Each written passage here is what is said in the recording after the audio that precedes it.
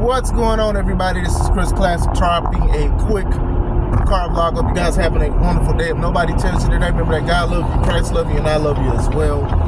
Make sure you subscribe to the Take It Home podcast, where I talk about professional wrestling topics, and I put up my matches as Classic Alpha. Make sure you also subscribe to C3 Ultimate Wrestling. That is me and my wife's professional wrestling company.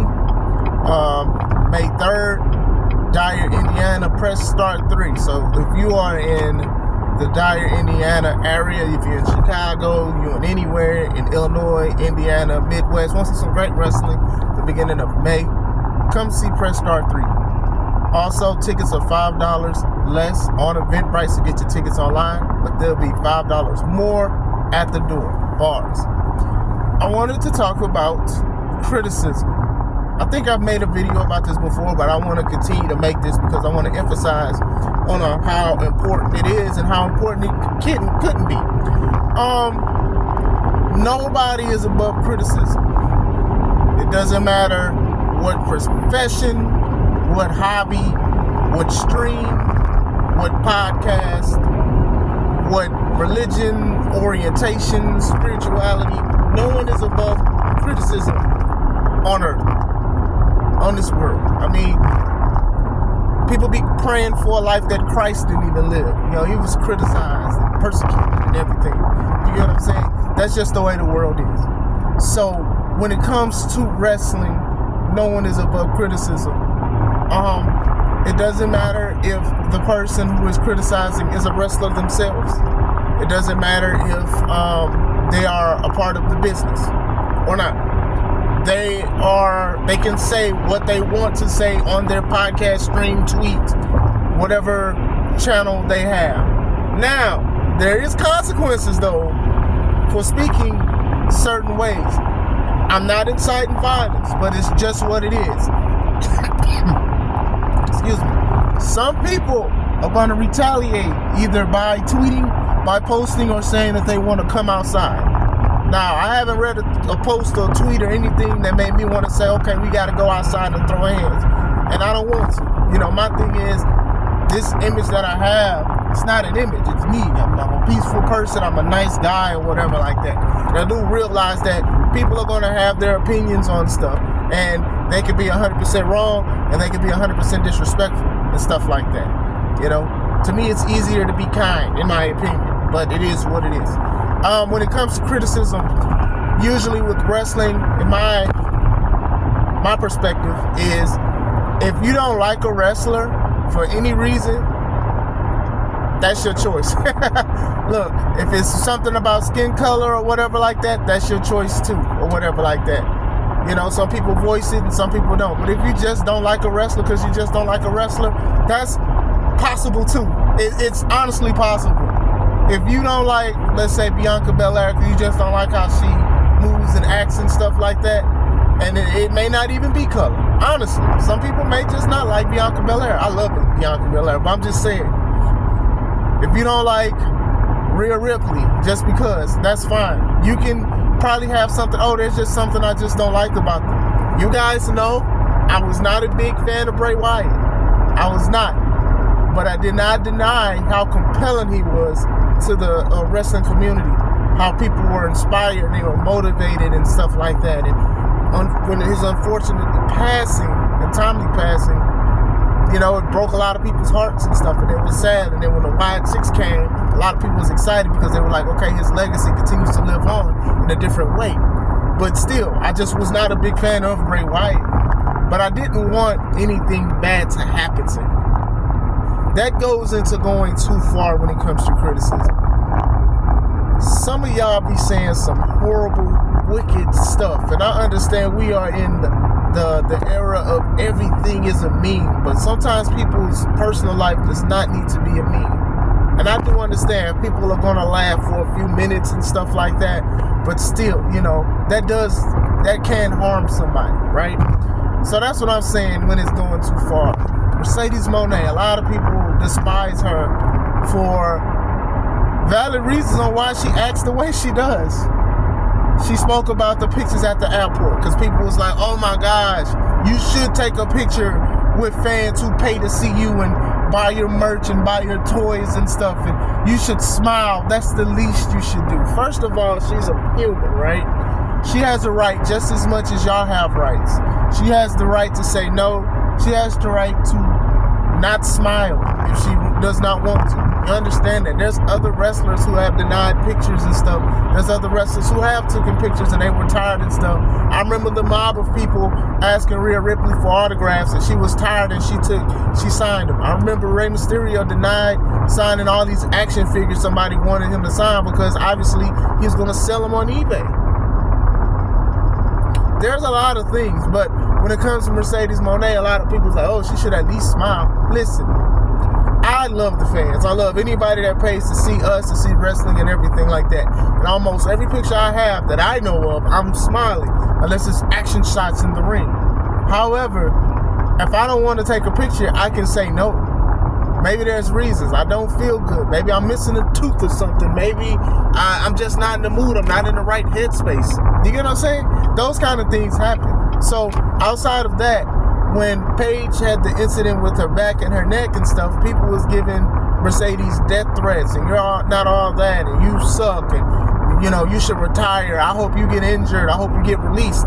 To me, that's a little too far. Now, I will only warrant releases if somebody is unprofessional and very unsafe.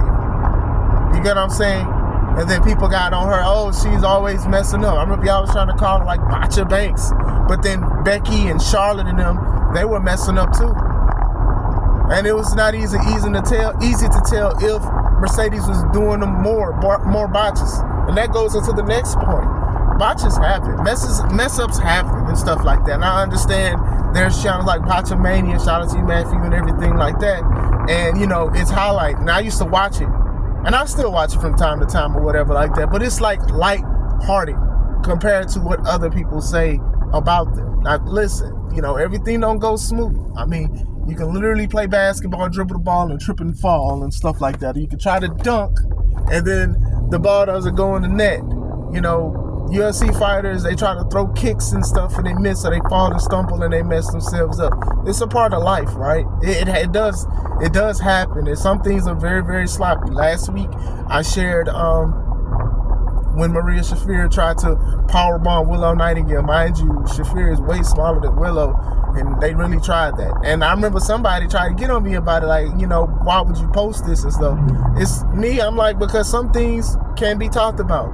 Some things shouldn't be happening. Some things shouldn't be attempted. But what I didn't do is, oh, well, if she's the worst, she needs to go somewhere. I don't like her. She's unsafe. I hope something bad happens to her. That's what happens with a lot of these chats that I read sometimes in these comments, is that some people are saying, I hope something bad happens to them or whatever like that, or I hope they get released, or this is why such and such left you. Leave people's personal life, honestly, unless it's something crazy, criminal or something like that, and we got to defend somebody, that's one thing. But leave people's personal life alone. I know that Tiffany did that thing about Charlotte's, personal life, and then, Charlotte said that her guy was in her DMs and stuff. And my thing is this: even though WWE edited, it shouldn't have happened. But still, everybody now they're making fun of Charlotte again. They're making fun of how she looks. They're making fun of how she acts. They're doing all of this stuff because people don't like Charlotte. They don't like Charlotte, so they're turning around and saying they don't like her. And obviously, they're booing her out the building. And that kind of stuff happens, and that's flustering her. You can boo. I don't even mind booing, right? It's just, my thing is, it's a reaction. If they don't like you, they don't like you or whatever like that. But when it comes to going on memes and saying, okay, well, look at your personal life. Look at what you do. Look at all the stuff that you've done to yourself and things like that. And I have my own takes on that stuff too, but it's not my take to make a meme and mock and do these kind of things. You get what I'm saying? In the era, another era I know, where people are talking about mental health and stop bullying and stop talking about people. The same ones who feel like they're always getting attacked about how they look and how they carry themselves are the same ones making these memes talking about other people's lives and personal lives and their appearances and stuff like that.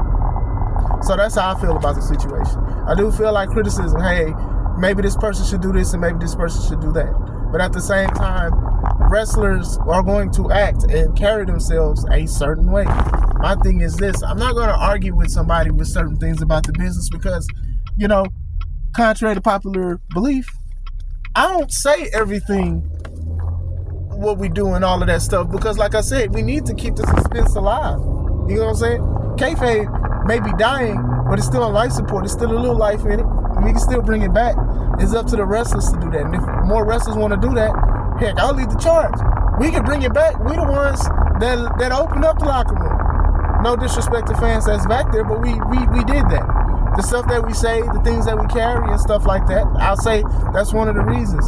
And some people who aren't wrestlers are too comfortable. They're using our terminology, they're using our jargon, they're speaking how we're speaking. And Muzz is getting on interviews and y'all not checking them. Ain't nobody checking them about how they're saying certain things. Y'all just letting it happen, and then you do the interview and then get online to say, hey, the wrestling world is so exposed. And yeah, we say so much stuff. Once again, at the media scrum, somebody asked Tony, I forgot what wrestler, why didn't he change the finish of a match? And he's sitting there comfortable speaking about it.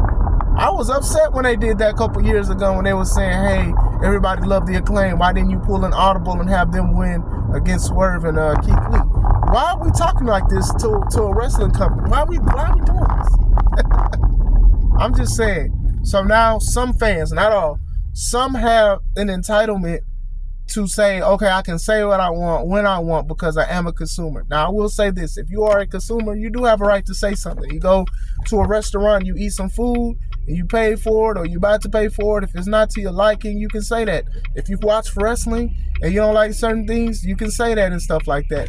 You know, some comments, they'll cut deep. Some of them you can just laugh off. So people are entitled to do that. However, you know, some people do not take lightly to some of the things that you say. You know, if I don't feel like, for example, the wrestler AJ Francis, he's formerly top dollar of Hit Row. He be getting on people. Like when you say something about him and he finds out and somebody tweets it to him or sends it to him, he said, he's like, hey, you didn't say that to my face. Because I know one guy, he had called him corny. And when he called him corny, when you looked in the comments, he was like, hey, when we was cool together, we was kicking it out the show, you ain't say nothing about me being corny. Now all of a sudden you on your podcast, you at home, you feel safe. Now you calling me corny. What's up with that? Then dude was like, oh, it's all love and all that. Nah, you called him corny. Like, I don't care if I'm cool with you and I call you corny, you may not like that I called you corny. Sometimes there is a consequence to that, you know. I know a lot of these podcasters, they're coming in, they're starting to wrestle and stuff like that, and they think they're part of the locker room. Some people feel offended by that because it's just like you're using your celebrity. And you got to be careful about what you say because some of these guys probably remember what you said about them.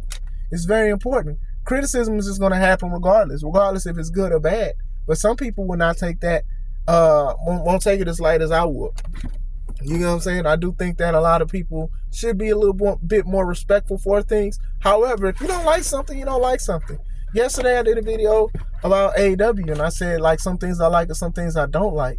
And the thing is, some people will probably look at that and say, oh, well, WWE does this and WWE does that.